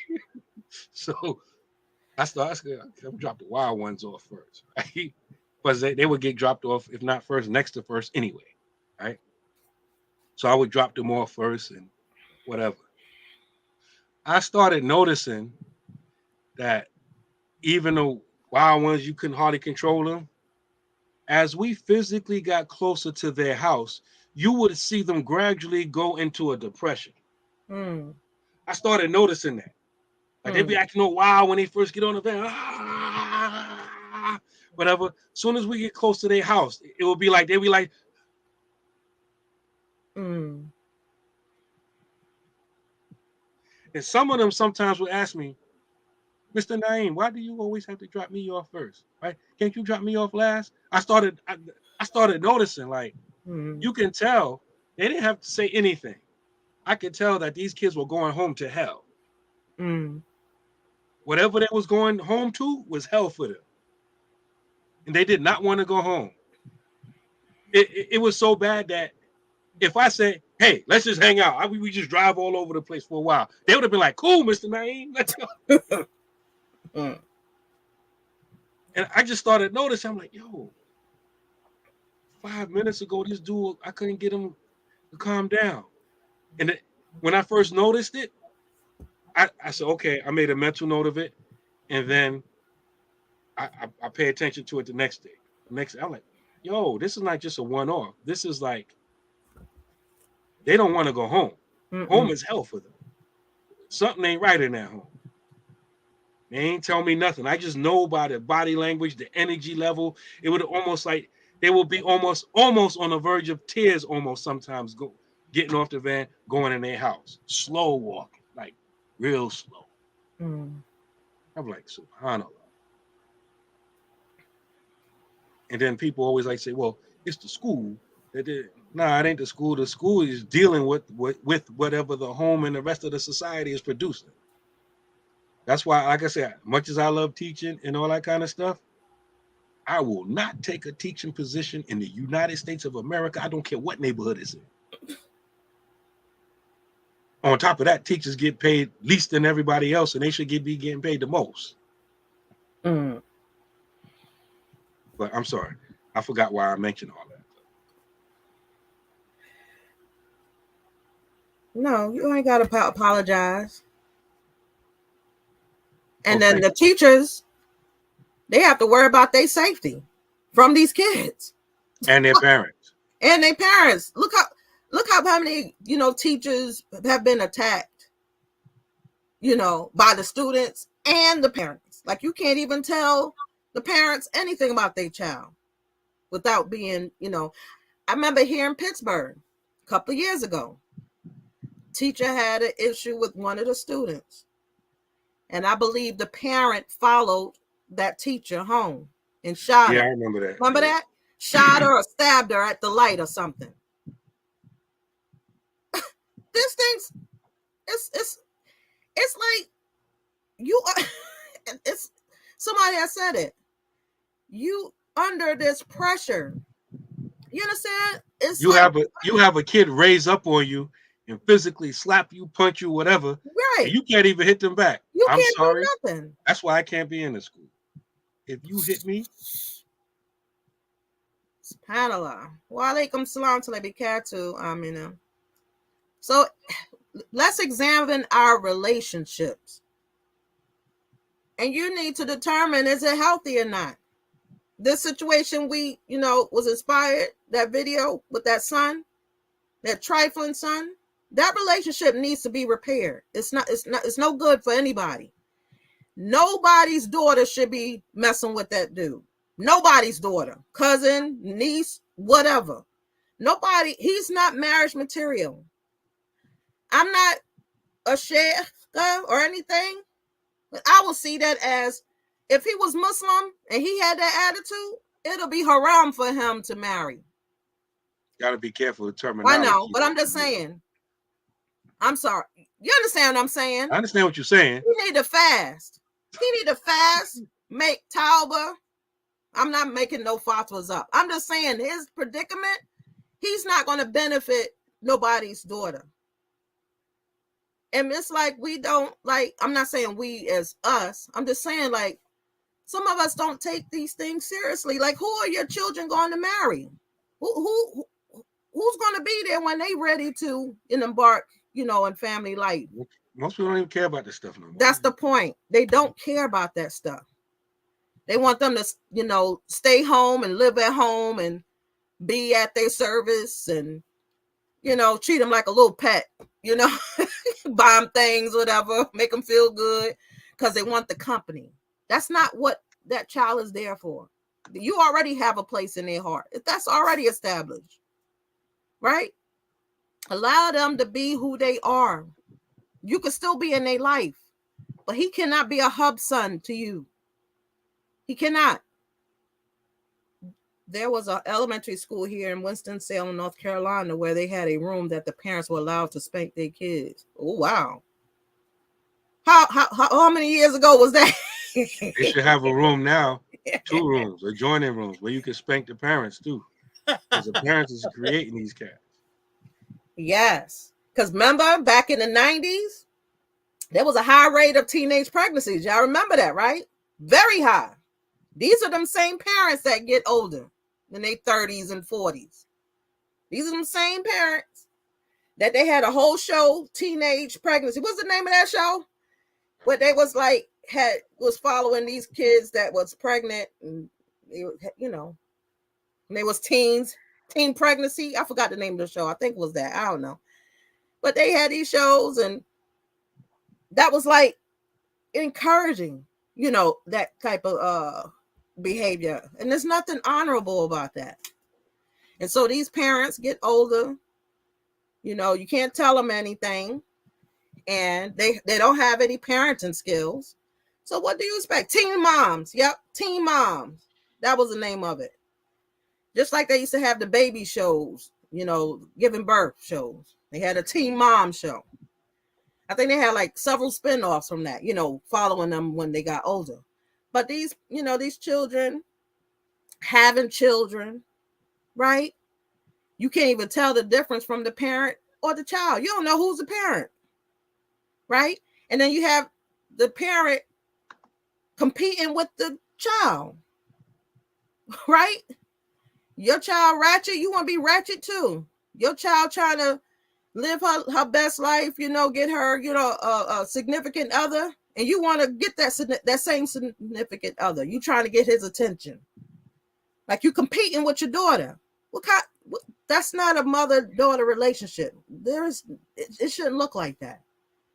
You are there to encourage her and love her and inspire her to be a better person, not sitting there having hased and hostility against your daughter because she look better than you. She ain't got all them wrinkles you got or all that extra stuff that you got. You ain't got it no more. So you hating on her because she who she is. She's still young. Can't compete with that.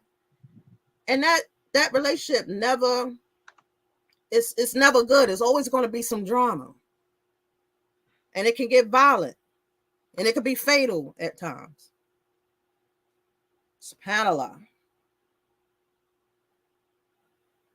Now, I gave them a year of notice that I was moving when the last one was finishing college. I moved. They were prepared. Alhamdulillah.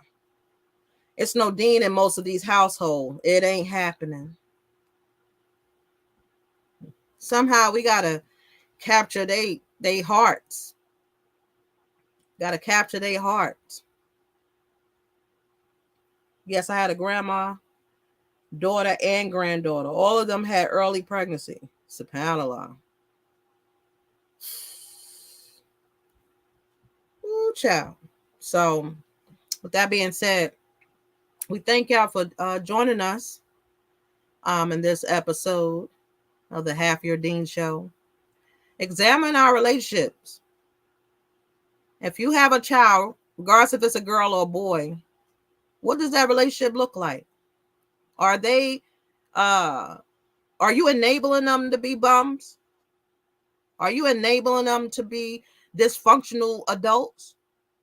Is your child 20, 30, 40 years old still in your house and they don't have a job? They can't keep a job. They always having some excuse about why they don't have a job and doing stuff around the house. Does that child tell you what they ain't going to do because they don't create, you know, the trash or create any dishes, or they don't cook, or they don't eat there as much, and they don't feel like they need to contribute to the running of the house? And you need to fix that, because it's not going to end good. Because after a while, that child say that you didn't pay a bill, and the lights get cut off. or the internet get cut off, that child gonna curse you out. Why you let that internet go off? You know I'll be playing my games online. You know I need to go on social media. I need my Wi-Fi. Why you ain't pay them bills? Something ridiculous like that. That's how they gonna come at you. And you better get that stuff cut on, and they're gonna threaten you. You better cut it back on. You better not let it cut off again. Try me. That's how they're gonna come at you. Are you allowing the boyfriend or girlfriend to sleep under that roof? Hello. Let's keep it real. Let's keep it 1,000. You allowing them to bring people over. It ain't paying nothing. They're not contributing to anything. And then they bringing their little friends and whatever over to sleep under your roof, using your water, your gas, your lights, eating your food. And then they got the nerve to have an attitude with you. Ooh, child. My house with that Montero, like Badia said, you and Roaches are not rent payers. Y'all gotta go. I remember when one of my sons tried to come home after he graduated college. I was like, nope. Now he's about to buy a house. Alhamdulillah. Yeah, all right. I'm too bipolar for all that. You understand? Like, we got to examine our relationships. What you have so much impact, significant impact on your children. You just don't know the power because the powers may be tell you ain't got no power, none whatsoever. That's what they're telling you, and a lot of us believe that. We don't feel like we have any power. You are a parent, and you have responsibilities, and there's things that you are able to do. Now, who's to say that the child is going to follow through? They may not. You know, a lot of us got kids. They just want to do what they want to do, no matter what you tell them. They want to do their own thing, just like Prophet Noah. He was a prophet and preached for what, 950 years? And only had like a handful of followers to the truth. And his own son was like, nah, I'm going to go over here on this mountain over here. When the rains was, the water's about to come. He was like, nah, I'm going to go over here. I know, I got myself. Don't worry about me. And Allah drowned him. Right? We got kids like that. No matter how you try to keep them safe and warn them, they want to jump out the frying pan into the fire. You gotta let them. But you gotta do what you can in the meantime. Don't just like, well, he grown, I'm just gonna let him do whatever.